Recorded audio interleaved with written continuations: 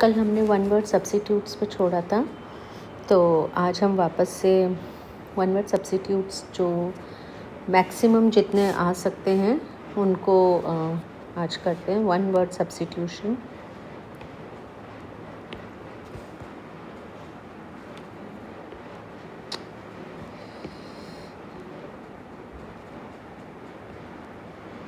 तो आप मेरे पुराने लेक्चर्स भी देखोगे तो वो अपलोडेड है, कम्युनिकेशन से रिलेटेड, आपकी 4th यूनिट से रिलेटेड। और बाकी लाइक लेटर, पोएम और article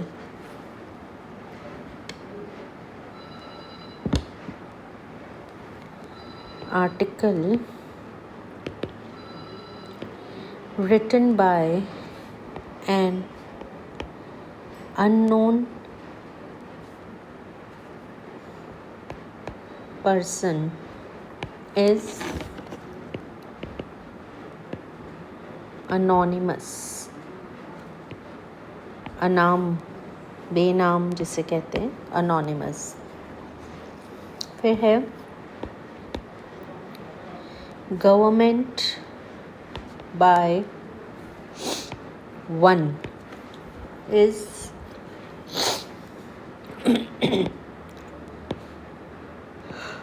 autocracy।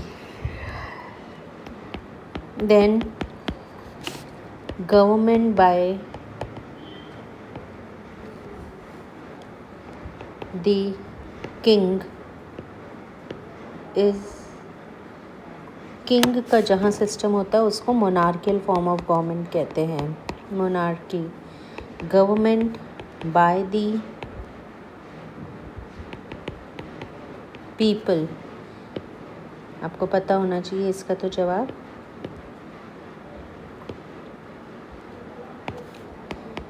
Then government by the officials, bureaucracy. Then इसको आप ब्यूरोक्रेसी भी कह सकते हो और एरिस्टोक्रेसी भी कह सकते हो। Then government by few is, oligo शब्द जो है, कभी भी फ्यू कुछ आता है लिखा हुआ तो ओलिगो उसके लिए होता है, तो ओलिगो होता है, लेकिन क्योंकि यहाँ गवर्नमेंट का है तो ओलिगार्की शब्द हो जाएगा।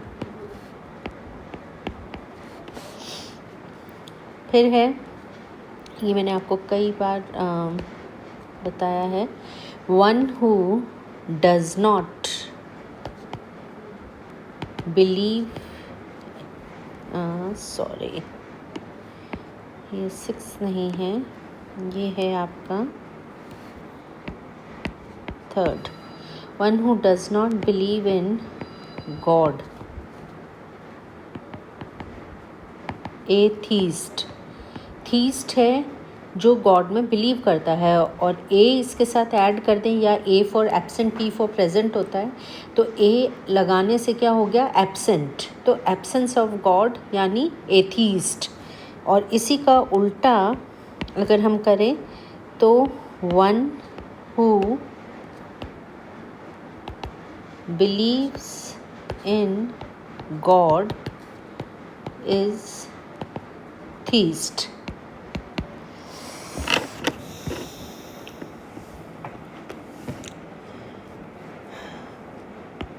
Work for which no salary is paid, यानी आप अपना काम करते हो लेकिन कई बार ज़रूरत होने पे आप दूसरे का भी काम संभाल लेते हो, इसको कहा जाता है ऑनररी वर्क, यानी for which no salary is paid. Then इसी में एक आपके था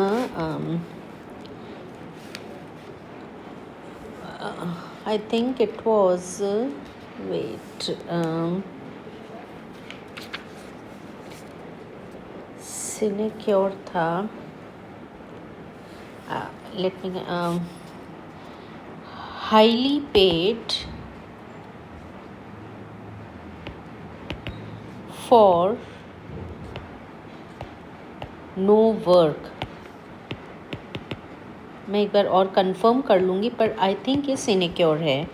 ठीक है, तो ये दोनों ऑपोजिट चीज़ हो जाती है। एक तो जिसमें कि आपको सैलरी नहीं दी जा रही है लेकिन वर्क आपको करना पड़ रहा है, वो ऑनररी हुआ।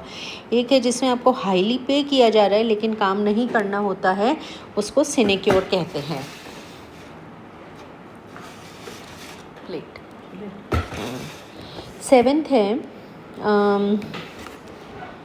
ये आपको पता होगा, one who looks at the darker side of an event, वो होता है pessimist, and at the brighter side जो देखता है वो होता है optimist। ठीक है, then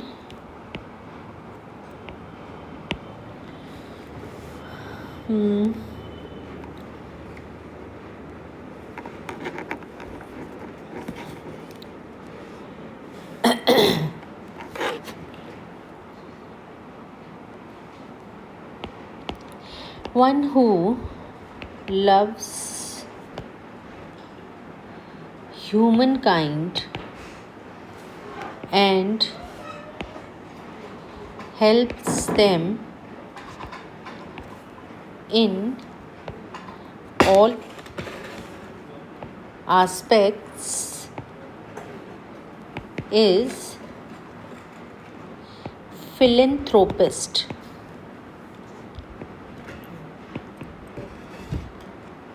is philanthropist।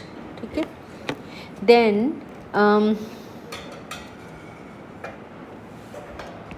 decision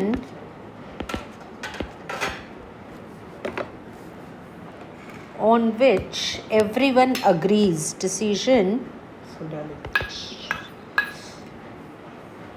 on which everyone agrees is unanimous। then that which is no longer in use, यहाँ यूज़ आ रहा है, जैसे कोई वर्ड है, जैसे कोई फैशन स्टाइल है, जैसे कोई ग्रूमिंग स्टाइल है, तो which is no longer in use उसको कहा जाता है ऑब्सोलीट। लेकिन that which no longer exists, मतलब अब हम उसे कभी देख ही नहीं सकते हैं, इज़ एक्सटिंक्ट। स्पीशीज़ होती हैं कुछ ऐसी, उनके लिए एक्सटिंक्ट वर्ड होता है। Then yes, an office with a salary but no work। ठीक है, then there is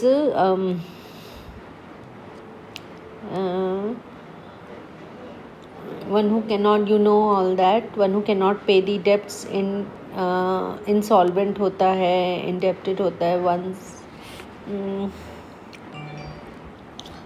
one who acts with the free will। जैसे कुछ NGOs होती हैं या कुछ ऐसे प्रोग्राम्स होते हैं जिनमें आप अपनी इच्छा से आते हो, आपको पता है ना आपको इसमें रीपे मिलेगा, ना आपको इसमें कोई पब्लिसिटी, ना किसी तरह से आपको मॉनेटरी कहीं कुछ होगा, बट आप अपनी इच्छा से आते हो, ऐसी चीज़ों को कहा जाता है voluntary.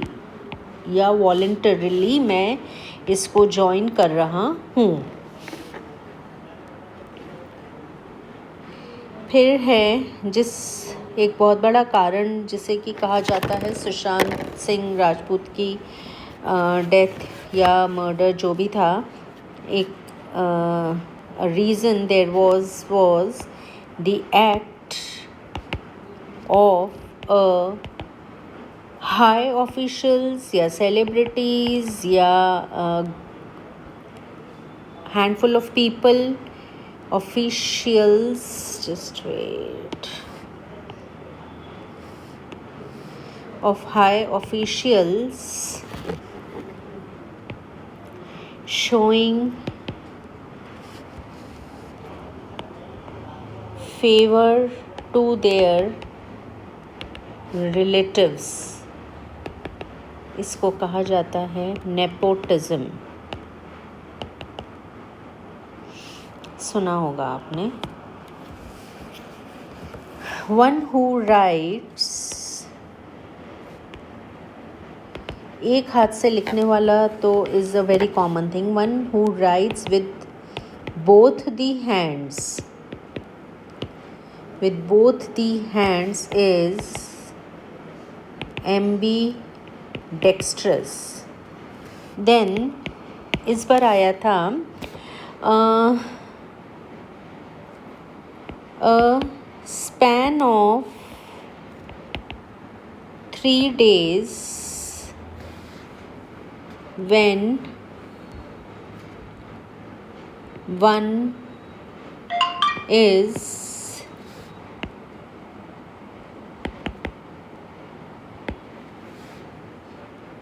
a span of 3 days when one is restricted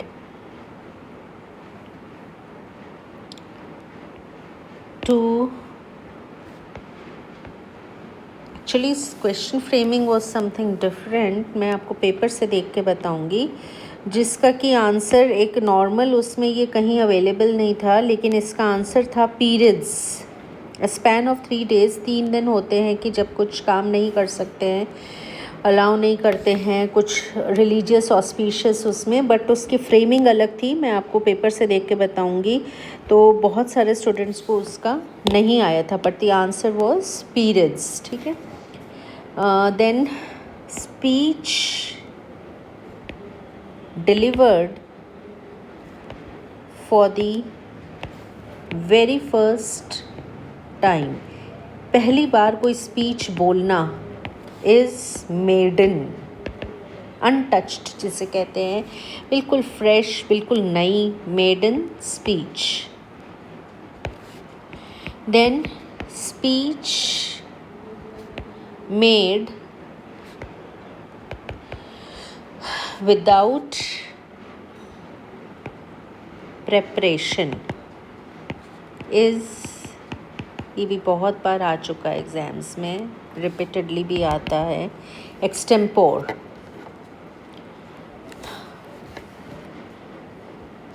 फिर है कि आपने पढ़ा होगा कंटेम्प्रेरी एज था वो, जिसमें कि लाइक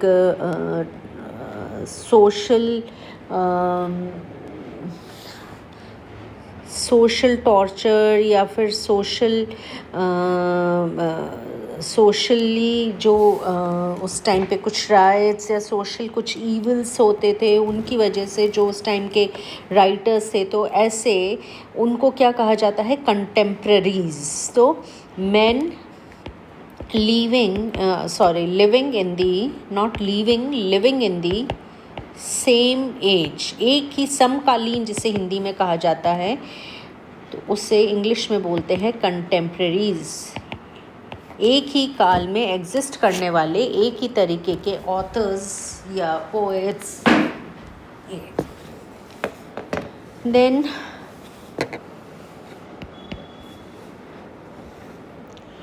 ऑर्डर और लैंग्वेज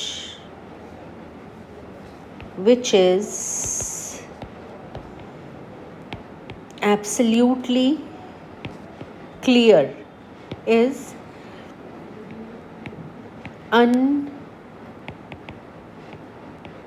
unambiguous। और इसी का उल्टा ऑर्डर या language which is absolutely unclear या विविड, या फिर बिल्कुल जहाँ स्पष्ट नहीं समझ आता, स्पष्ट रूप से नहीं कहा जाता है, उसको कहते हैं एम्बिगुअस। अन हट जाएगा और एम्बिगुअस रह जाएगा, राइट। फिर है साइंस। जहाँ साइंस शब्द आ रहा है वहाँ लॉजी शब्द आएगा। Science is related with logy, study जो होती है उसकी। तो science which deals with the origin and history of words is etymology। Deals with आता है या स्टडीज़ होता है, ओरिजिन और हिस्ट्री ऑफ वर्ड्स। किसी भी शब्द का जन्म एक हिस्ट्री होती है, तो किसी भी शब्द का ओरिजिन कैसे हुआ या उसके पीछे उसकी क्या हिस्ट्री रही है, इसकी स्टडी जो होती है उसको एटाइमोलॉजी कहते हैं। वह व्यक्ति जो हर चीज़ में भाग्य पे निर्भर करता है और ये मान के चलता है कि ये भाग्य है, तो one who beliefs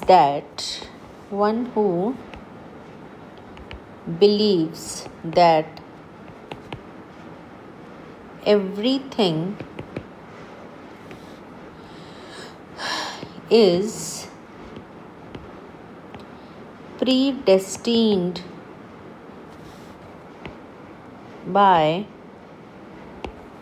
fate or destiny is fatalist। Fate पे निर्भर है, वो फेटलिस्ट है। ठीक है। फिर है हर मर्ज़ की दवा, रामबाण इलाज, रामबाण व्यक्ति, रेमेडी फॉर ऑल इल्स, हर तकलीफ़ का निवारण। ऐसे कहते हैं, किसी व्यक्ति के लिए भी कहते हैं कि उसके पास चले जाओ, उसके पास हर तकलीफ़ का निवारण है, तो उससे क्या बोलते हैं? Panacea. He is like a panacea in the crowd, he is like panacea in the college. किसी व्यक्ति को दुष्प्रेरित करना या प्रेरित करना गलत काम करने के लिए, to urge another person to do evil, instigate।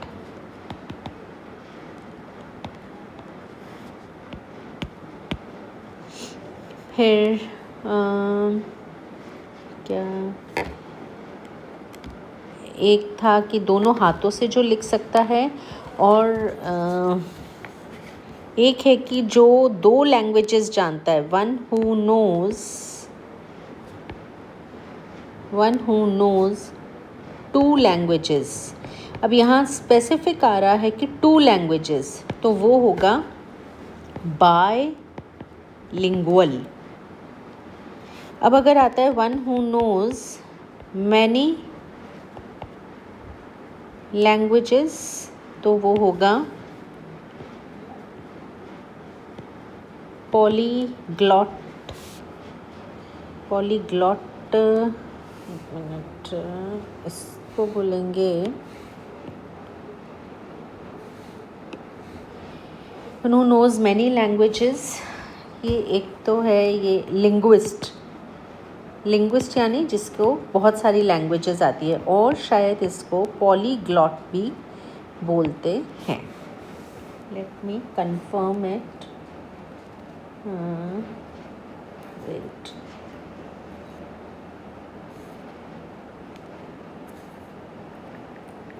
polyglot, yes, knowing several languages। फिर है जो बहुत पैसा खर्च करता है, बिना सोचे समझे खर्च करता है, ऊल फैल खर्च करता है, उसको क्या बोला जाता है? One who spends money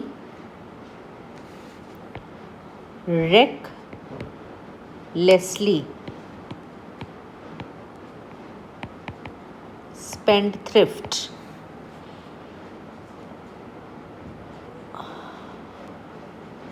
or one who is one who spends little, दो और करेंगे बस 25, लिटिल मनी इज़ माइजर. ठीक है. फिर है एक अभी बहुत चला हुआ है, one who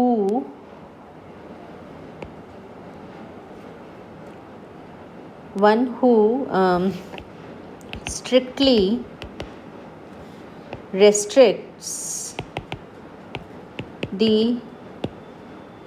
milk and milk products in the diet, उसको कहा जाता है वीगन.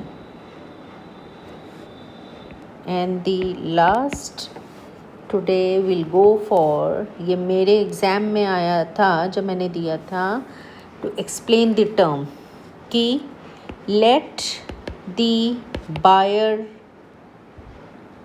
बिवेयर, क्रेता सावधान का नियम, इसको कहते हैं केविएट एम्प्टर. तो आई थिंक आज के लिए इतना बहुत है. कल हम कुछ प्रिंसिपल्स करेंगे और देखो इनमें से अगर